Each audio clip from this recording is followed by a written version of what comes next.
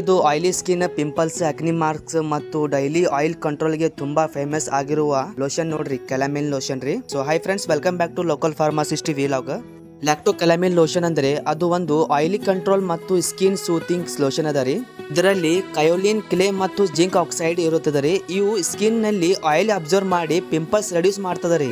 ಮತ್ತು ಯಾರ್ಯಾರಿಗೆ ಯೂಸ್ ಆಗ್ತದ ಅಂದ್ರೆ ಆಯಿಲಿ ಸ್ಕಿನ್, ಕಾಂಬಿನೇಷನ್ ಸ್ಕಿನ್ ಮತ್ತು ಪಿಂಪಲ್ಸ್, ಅಕ್ನಿ ಮತ್ತು black head, white head tendency ಇದ್ರೆ, dark spot, excess sweating on face ರೀ, ಎಲ್ಲರಿಗೂ ಸ್ವೀಟ್ ಆತ ನೋಡ್ರಿ ಇದು.